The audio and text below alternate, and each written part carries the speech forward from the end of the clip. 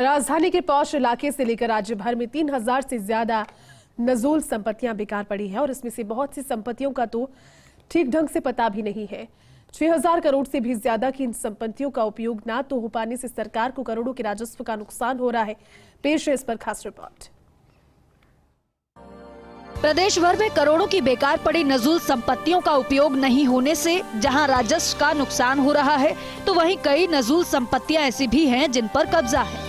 यही नहीं, राज्य सरकार की नजूल संपत्ति प्रदेश से बाहर भी है। दरअसल 3000 नजूल संपत्तियां बेकार हैं और डीएलसी दर से भी बेचें तो 6000 करोड़ रुपए मिल सकते हैं। इन नजूल संपत्तियों में अधिकतर पर किसी न किसी का कब्जा है। वहीं 496 ऐसी हैं जो खाली पड़ी हैं, यानी बेकार है। इन संपत्तियों का ना तो सरकार बेचान कर पा रही है और ना ही सालों से इनके किराए की वसूली हो रही है।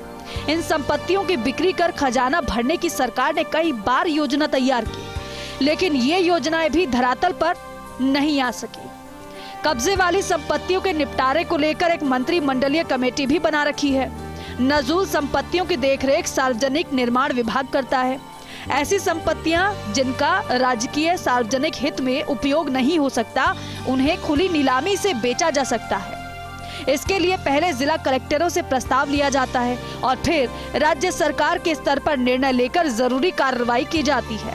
हालांकि नजूल संपत्तियों के निपटारे को लेकर सरकार ने योजना तैयार की है। जिलों में इन संपत्तियों के बेचान के लिए कलेक्टर्स को अधिकार दिए हैं। कलेक्टर 1 करोड़ तक कीमत की संपत्ति का निपटारा कर सकता है। इससे ज्यादा की राशि के मामलों को सरकार में भेजना होगा, लेकिन ये योजना भी कारगर नहीं हो पाई। अब की कार्य योजना पर गौर करें तो कब्जे वाली सरकारी नजूल संपत्तियों को 25% राशि लेकर उसे किराए या लीज डीड पर कब्जाधारी व्यक्ति को दिया जा सकता है। हालांकि ये कार्य योजना उच्च स्तर पर अनुमोदन के बाद ही काम आ सकती है। वहीं आखिर नजूल संपत्तियां होती क्या हैं? ये जाने तो दरअसल देश में 1857 की क्रांति में अंग्रेजी हुकूमत के विद्रोहियों को जेल में डाला गया, उनकी संपत्तियों को जब्त कर लिया गया। इसके बाद ये सिलसिला जारी रहा। ऐसे में 1857 से लेकर आजादी से पहले तक जो भी संपत्तियां जब्त की गई, उन्हें नजूल संपत्तियां कहा जाता है।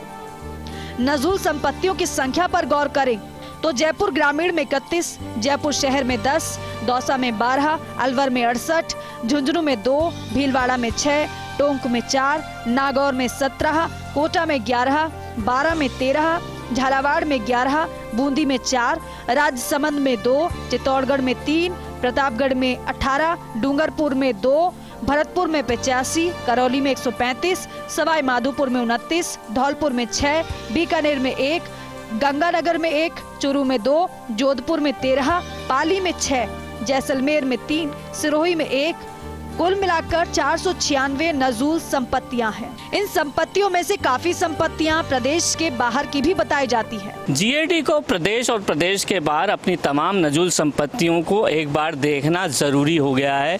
इसके साथ ही तमाम नजूल संपत्तियों का एक बार की एक मुश्त निपटारा भी लाजमी माना जा रहा है। कैमरा पर्सन दीपक के साथ Rituraj Sharma, first India news, Jaipur.